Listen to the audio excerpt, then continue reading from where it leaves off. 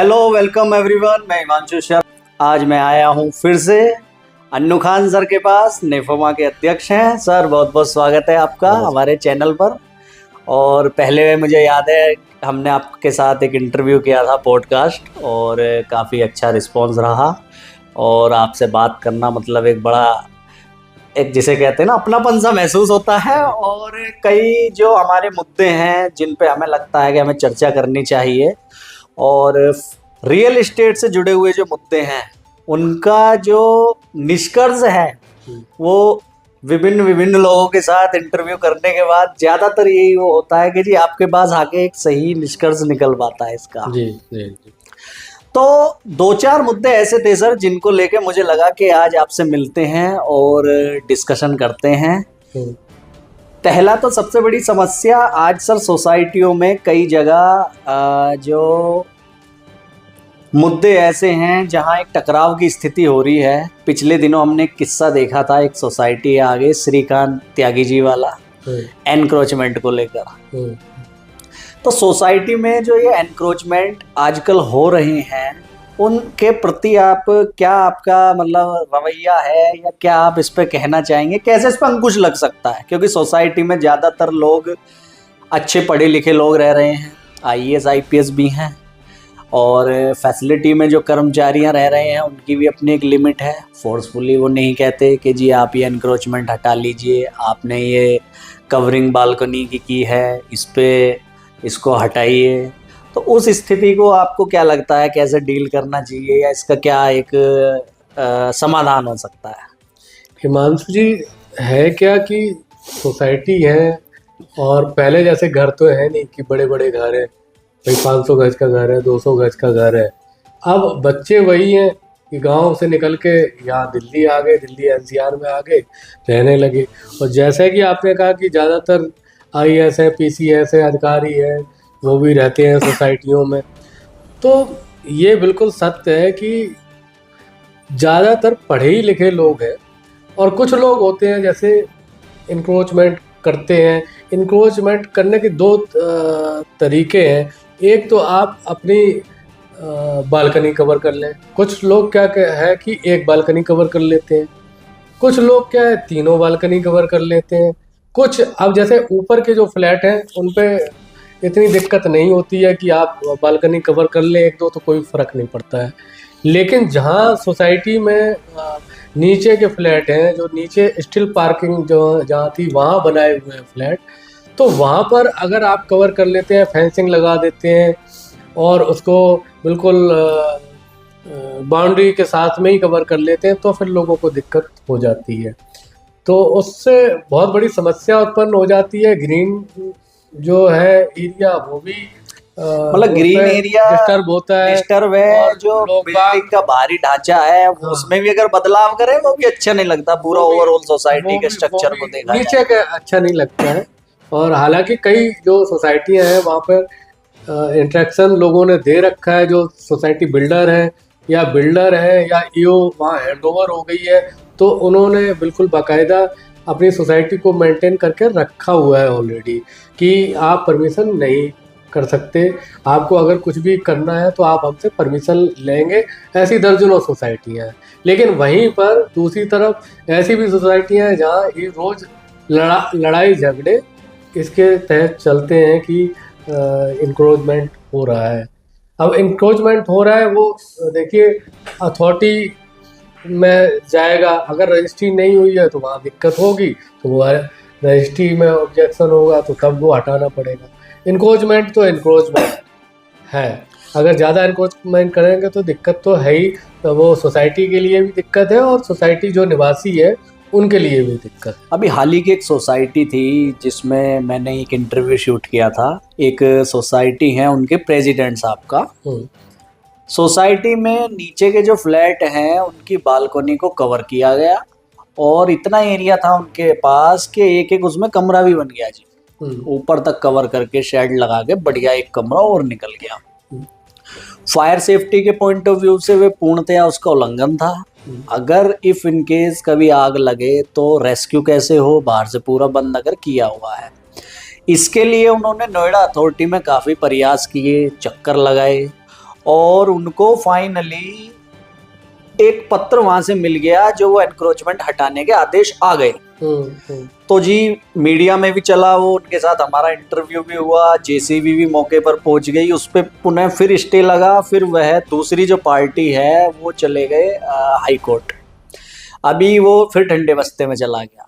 तो इस तरह की जो चीजें हैं अगर ऐसे ही चलती रहेंगी तो कैसे, मतलब सोसाइटी में जो नियम, जिन नियमों को लेकर, जिन एक सभ्यता को लेकर लोग सोसाइटी की तरफ आते थे, तो वो कल्चर खत्म ही हो जाएगा। आप कैसे? बिल्कुल सही कहा आपने। ऐसे कई हमारे जानकार हैं जो, क्योंकि मेनली सोसाइटी में वही लोग आता है कि वो अपना देखता है कि सोसाइटी में रहेंगे तो बच्चे हमारे सिक्योर रहेंगे, सिक्योरिटी है, पूरा चाक चौबंद है सिक्योरिटी की, उस वजह से ही आता है। वो अपने कोठी बेच के, ऐसे कई लोग हैं कि वो फ्लैट में शिफ्ट हो गए हैं। लेकिन अगर इस तरीके का होता है, क्या देखा देखी होता है, अगर एक करेगा तो दूसरा भी करेगा, तो इस पे अंकुश लगना तो बहुत जरूरी है। लेकिन वही है कि अंकुश लगाए कौन, भाई लड़े कौन, या तो ये वो लड़े और दूसरे भाई लड़ते हैं, वो शिकायत करते हैं, और ऐसा ढीली प्रक्रिया होती है कि कोई आप अथॉरिटी चले जाओ या कहीं चले जाओ तो वो सालों चलता रहेगा। वो जो दौड़ने वाला है वो भी थकार के बैठ जाता है कि भाई कौन लड़े, वो दुश्मनी भी ले और दौड़ भाग भी करे, वो अथॉरिटी संज्ञान भी ना ले उस चीज़ का, तो चुपचाप बैठ जाते हैं। इसी में मनोबल लोगों का बढ़ जाता है कि भाई कुछ होना है नहीं, हमने एक सिंपली दरखास्त लगा दी, अब वो चलता रहेगा, स्टे हो जाएगा, वो चलता रहेगा। तो ये तो जो करने वाले हैं उनको ही देखना पड़ेगा कि भाई कोई भी सोसाइटी है, फ्लैट है, अगर हम इन्क्रोचमेंट कर रहे हैं तो हमारी वजह से दूसरे लोगों को दिक्कत ना हो। कम से कम इतना तो ध्यान रखें कि और लोग भी हैं उनको दिक्कत ना हो, उनको परेशानियां ना उठानी पड़े सोसाइटी में, कोई कहे ना, क्योंकि भाई सोसाइटी में लोग इसीलिए छोड़ के आते हैं कि सिक्योरिटी पर्पज से। अगर वही खत्म हो जाएगा तो वो फ्लैट कल्चर का कोई मतलब नहीं रहा, फिर तो भाई लोग अनऑथराइज कॉलोनी में ले लेंगे या कॉलोनी में ले लेंगे फ्लैट। जैसे हाल ही में लिफ्टों की ज़्यादा घटनाएं ऐसी हुई कि विभिन्न जगहों पर प्रत्येक सोसाइटियों में लिफ्टों में लोग फंसने लगे, समस्याएं आने लगी, हाईलाइट हुआ। लिफ्ट एक्ट सेपरेट एक इनको लेकर आना पड़ा। अभी लिफ्ट एक्ट पर भी हम आएंगे, आपसे चर्चा करेंगे उस बारे में। तो क्या कहीं ऐसा लगता है, क्योंकि मुझे एक अंदर से ये लगता है कि अगर सोसाइटी के कल्चर को बचाना है तो कहीं ना कहीं एक मजबूत जो हमारा या तो यूपी अपार्टमेंट एक्ट है उसमें अमेंडमेंट करके कुछ धाराएं ऐसी उसमें ऐड की जाए जहां थोड़ा सा सख्ती से काम लिया जाए और एक अनुशासन आ सके। हवा में कह देने से कुछ अनुशासन नहीं आता। लोगों का क्या है कि जो मजबूत आदमी रह रहा है और जो कर्मचारी है वो उस पर हावी होता है, वो काम सही से नहीं कर पा रहा है। तो क्या इसमें सेपरेट एक एक्ट आने की जरूरत है, या एक नियमावली ऐसी आए, या किसी के सुपरविजन में अथॉरिटी हो या अंडर में ऐसे जाए कि कम से कम इस पर अंकुश लगे? इस पर आपकी क्या राय है सर? देखिए, एक्ट तो ऑलरेडी यूपी अपार्टमेंट एक्ट बना ही हुआ था और उसके बाद रेरा है। अब फिर ये सेपरेटली इसको लिफ्ट एक्ट को लेके आ गए, और वो भी लिफ्ट एक्ट को तब लेके आए हैं जब 10-12 साल से हम लोग चिल्ला रहे हैं सड़कों पे, लोगों की दर्दनाक कई सोसाइटियों में मौत तक हो गई, एक्सीडेंट आए दिन होते रहते हैं हर सोसाइटी में। लिफ्ट की कोई रिपेयरिंग नहीं है, EMC नहीं होती है, बिल्डर अपने फ़ायदे के लिए उसको इस्तेमाल करता रहता है, पुराने पुर्जों को मंगा के उसमें डलवाता रहता है। लेकिन है यही कि लिफ्ट एक्ट बन गया। लिफ्ट एक्ट बनने के बाद भी आज भी कई सोसाइटियों में हादसे होते रहते हैं। तो भाई जो जनता है उसको नहीं पता कि वो शिकायत कहाँ करे, और कई बिल्डर अभी ऐसे हैं कि लिफ्ट जो एक्ट है उसमें उनको रजिस्ट्रेशन करना था। मुझे लगता है कि अच्छा, ये बड़ा कंफ्यूजन वाला है सारे कि लिफ्ट एक्ट में रजिस्ट्रेशन जो करने वाला है इस पे बड़ा कंफ्यूजन है। अब मैं आपसे इस बारे में मतलब चाहूँगा कि थोड़ा क्लियरिटी आए। सोसाइटी में जब लिफ्ट एक्ट मतलब एक गवर्नमेंट की तरफ से, स्टेट गवर्नमेंट की तरफ से एक कानून आया कि भाई ये कानून इस डेट से प्रत्येक जो हमारा संपूर्ण राज्य है यहाँ लागू होगा और इस एरिया में लागू होगा, इस सेक्टर में लागू होगा। तो उसके बाद क्योंकि वो अपने आप में कानून बन गया, तो क्या उसके लिए अलग से सभी को उसमें खुद का रजिस्ट्रेशन या एनरोल करना अनिवार्य है, या फिर विदाउट रजिस्ट्रेशन वो उस एक्ट में प्रोटेक्ट है? क्या कहेंगे? नहीं नहीं, जो बिल्डर है या तो बिल्डर है या एओए है, आरडब्ल्यू या आरडब्ल्यूए है या अपार्टमेंट एक्ट है, तो वहाँ पे एओए आ गई है। तो उनको जो लिफ्ट एक्ट कानून है उसमें रजिस्ट्रेशन करना होगा। रजिस्ट्रेशन करने के बाद भी कई, मुझे लगता है अभी बहुत सारे जो बिल्डर हैं उन्होंने किया नहीं है, ना ही एओए ने किया है। ज्यादातर नहीं है, ज्यादातर अभी भी नहीं है, या उनको जानकारी का अभाव कह सकते हैं। जानकारी नहीं है, या जानकारी है तो वो करना नहीं चाहते कि इससे हमें बचाव हो जाए।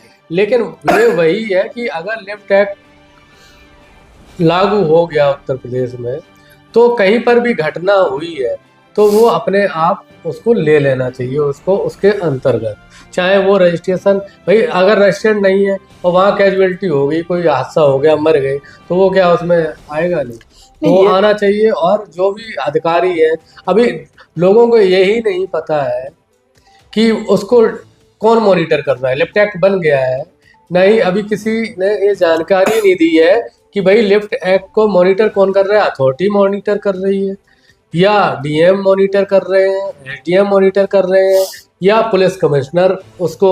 मतलब आप कह रहे हैं कि लिफ्ट एक्ट तो का जो जनता को ये अवेयर तो हो कि भाई हम शिकायत करें कहाँ जाके। अगर कोई हादसा हो गया तो उसकी वो शिकायत कहाँ करी जाए। लिफ्ट एक्ट के अंतर्गत अगर वायलेशन होता है तो उसकी जो कंप्लेंट है वो कहाँ करी जाए? आप ये कह रहे हैं कौन सुपीरियर है जिसके अंतर्गत ये करें? बिल्कुल, जैसे एक रेरा आया तो एक सेपरेट एक विभाग बना दिया, इसके लिए कहाँ सेपरेट जाए या सीधा कोर्ट जाने की जरूरत है? मुझे नहीं लगता कि अभी कोई अधिकारी लिफ्ट एक्ट के अभी अपॉइंट हुए हैं या बैठ रहे हैं।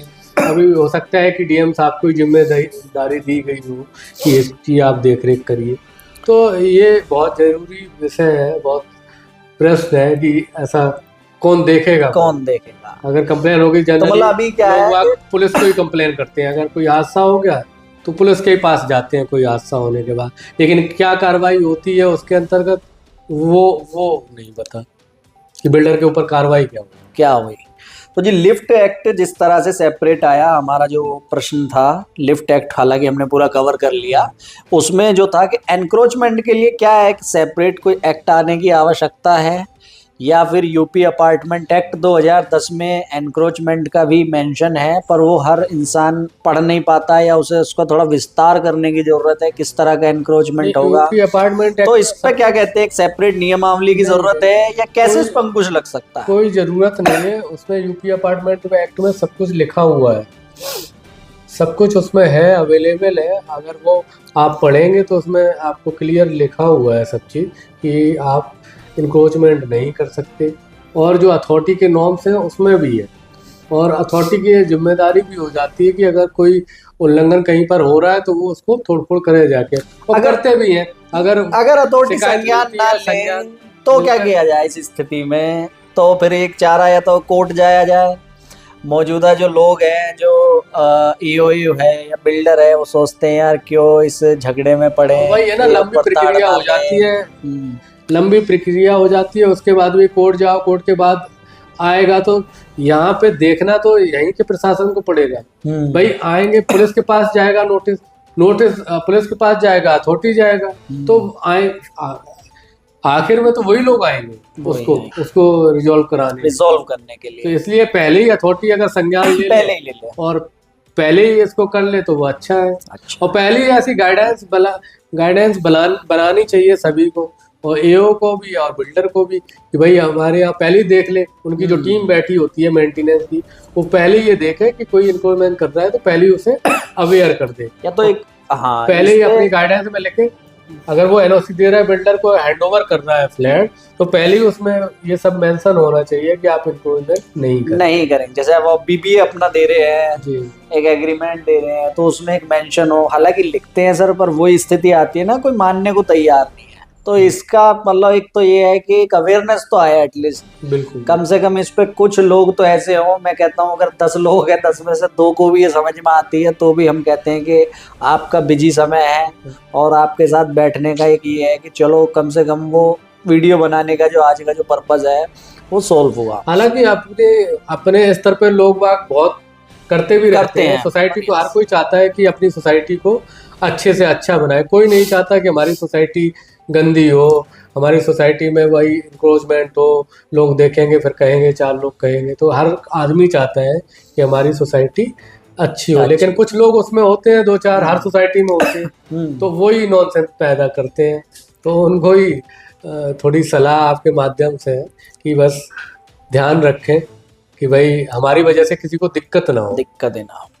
अभी सर नेक्स्ट अपना टॉपिक है, बड़ा ही हॉट टॉपिक है यहाँ का, ट्रैफिक पे आते हैं। नोएडा के अभी जो गॉड सिटी के आसपास है ये 4 मूर्ति और ये हमारा 1 मूर्ति गोल चक्कर, सारी चीजों को देखते हुए ट्रैफिक और मेट्रो दोनों जुड़े हुए मुद्दे हैं।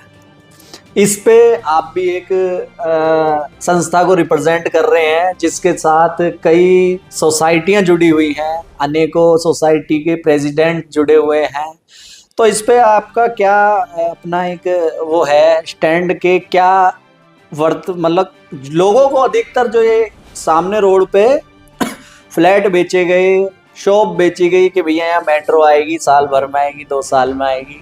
ट्रैफिक की स्थिति ये कि गाड़ियां बढ़ती जा रही हैं, सड़कें छोटी थी फिर बड़ी करी, हर गोल चक्कर को बंद कर दिया गया। कभी 4 मूर्ति गोल चक्कर खुला होता था, उसको और आगे 2.5 किलोमीटर ले गए यूटर्न के लिए, फिर लेफ्ट साइड में जब आप गए तो वहां ले गए। ऐसे ही 1 मूर्ति धीरे धीरे बदलाव करना पड़ रहा है, पर वो कामयाब नहीं है। मेट्रो के विषय में और ट्रैफिक के विषय में क्या कहना चाहेंगे? असल में क्या है, देखो जो मास्टर प्लान इनका अथॉरिटी का था, दिक्कत उनकी है, अधिकारियों की है, उसका खामियाजा जो है ना वो उठा रही है यहाँ के लाखों पब्लिक। क्या इनको पहले नहीं पता था ग्रेटर नोएडा प्राधिकरण को या नोएडा प्राधिकरण को कि यहाँ पर इतने लोग आप बसाने जा रहे हैं, तो उनकी सुविधाएं भाई क्या आप दे रहे हैं? आपने 12 मॉल बना दिए लगातार, और यहाँ पर हर सोसाइटी में आपने मार्केट खोल दी। अब भाई पब्लिक जो है, पब्लिक जाएगी कहाँ? निकलेगी तो रोड पर ही, तो रोड तो वो वही है, पब्लिक आपने भर दी। तो जनसंख्या नियंत्रण का तो आपने कुछ ध्यान नहीं रखा, तो आप रोड को, सड़क को रबड़ की तरह खींच के तो आप कर नहीं देंगे। तो ये सारी प्लानिंग पहले से करनी चाहिए थी। कहाँ अंडरपास बनेगा, कहाँ फ्लाईओवर बनेगा, कहाँ फुटओवर ब्रिज बनेगा, कहाँ पर एलिवेटेड रोड बनेगा, ये सब प्लानिंग पहले ही मतलब ये इसमें बनाया था। अथॉरिटी का फेलियर है, नोएडा एक्सटेंशन तभी ये करना चाहिए था। लेकिन हमारी जो अथॉरिटी है या सरकार है या जनप्रतिनिधि है, जागते तब है जब बिल्कुल सर के ऊपर चला जाता है, जब बिल्कुल लोग परेशान हो जाते हैं। आपने देखा होगा सैटरडे संडे लाखों लोग भाई ऐसे फंसे होते हैं, एक घंटा फंसे रहते हैं। अभी क्रिसमस के त्योहार पर यहाँ पे गौर मॉल के आसपास लोग फंसे रहे, चिल्लाते रहे। अब वो किसका फेलियर है? गवर्नमेंट का फेलियर है, अथॉरिटी का फेलियर है, कोई संज्ञान लेने वाला ही नहीं है। जनता भाई, एक तो अभी ग्रेप चल रहा है, उसमें प्रदूषण भी तो हो रहा है। आप चारों तरफ से पब्लिक ही मर रही है। आपको जो मेट्रो था, मेट्रो पहले लाना चाहिए था। मेट्रो को दिखा दिखा के सारे बिल्डरों ने प्रोजेक्ट भेज दिए अपने, और मेट्रो का आज कहीं नाम निशान नहीं है। 1 साल पहले हम माननीय सांसद जी के साथ गए थे संसद में, हरदीप पुरी जी से मिले थे जाके, तो वो प्लान सैंक्शन हुआ, फिर वो कैंसिल हो गया। अब वो कैंसिल हो गया, फिर यूपी सरकार ने अभी उसको पास किया है, फिर अब वो केंद्र सरकार में गया है। अब उम्मीद करते हैं कि देखो पास हो जाए, हम तो दुआ करते हैं कि पास हो जाए। लाखों लोग उसकी वजह से परेशान है, मेट्रो की वजह से। ऑटो में धक्के खा रहे हैं, बहन बेटियां हमारी जा रही हैं, ऑटो में धक्के खा रहे हैं और परेशान होते हैं, क्योंकि 51 मेट्रो स्टेशन है। अब लाखों लोग डेली, क्योंकि जनसंख्या बहुत है यहाँ पे भाई, 3 लाख के करीब फ्लैट हैं, फिर अनोसराज कॉलोनी बस गई हैं, फिर बिल्डर फ्लोर बन गए हैं। भाई ये किसकी नाकामी से बिल्डर फ्लोर बने, किसकी नाकामी से कॉलोनियाँ बसी? जनसंख्या तो बढ़ी ना यहाँ पे, आपने सोचा था भाई 3 लाख फ्लैट बनेंगे और कुछ बनेगा ही नहीं, तो उस पे कॉलोनियों को भी ध्यान रखना था ना। अवैध कॉलोनी कट गई सारी, पूरी हिंडन नदी काट के कॉलोनी बना दी गई, तो कौन देखेगा? अथॉरिटी का फेलियर है तो पूरी। ये अथॉरिटी का फेलियर है। अथॉरिटी को जो उसकी प्लानिंग है, जिस हिसाब से एरिया को डेवलप करना था और जो यहाँ पर फ्लैटों की इन्वेंट्री थी उसके हिसाब से कितनी आबादी यहाँ आनी थी ये पता करना था, उसके बाद ही ये होना था। आखिरी मुद्दे पे आते हैं सर हमारा। खैर ये जो पोल्यूशन है, अभी पोल्यूशन की हमारे आपने बात की, पोल्यूशन को लेकर अभी ग्राफ 4 से 3 पे आए, 2 पे आ गए, फिर 3, फिर 4, ये चलता रहता है हमारा निरंतर। तो अभी इस पे क्या सबसे ज्यादा स्थिति है कि दिल्ली, मुझे तो दिल्ली से ज्यादा आजकल नोएडा की स्थिति अजीब लगती है। आओ तो चारों तरफ धुआं ही धुआं है, मैंने स्टेटस भी लगाया था एक दिन। तो इस पे कैसे आपको लगता है कि यहाँ के एरिया में कैसे पोल्यूशन में कमी आ सकती है, इसके लिए क्या सुझाव रहेगा? यहाँ तो देखो अभी क्या है कि जो कंस्ट्रक्शन चल रहा था वो रोका भी गया है, लेकिन कई बिल्डर फिर भी करते रहते हैं, चोरी छुपे करते हैं। तो वही चीज़ है कि वो उसका ध्यान कौन रखेगा? अथॉरिटी रखेगी कि किस प्रोजेक्ट में काम चल रहा है, किस में नहीं चल रहा है। और यही जो अभी जाम लग रहा है, पोल्यूशन तो उससे भी हो रहा है ना, जो डेली का जो शाम को जाम लगता जाम है, लग रहा है, सुबह जाम ट्रैफिक लगता है भाई, हजारों गाड़ियां में धुआं तो निकल ही रहा है धुआं। ना। तो वो पोल्यूशन तो वही है, पोल्यूशन तो जाएगा ही कहीं ना कहीं, वही पोल्यूशन दिखता है यहाँ पर। तो सर आपने सभी मुद्दों के साथ आपसे बातचीत हुई और काफ़ी समाधान भी हमें मिले। और मतलब वीडियो बनाने का पर्पस तो ये है कि कम से कम ये कि अवेयरनेस आए। जो मेन तो हमारा जो एनक्रोचमेंट है उसे भी टॉपिक को कवर किया, कम से कम कुछ लोग अवेयर हो पाए। आपने सर अपना बिजी समय दिया, उसके लिए धन्यवाद। Thank you so much sir.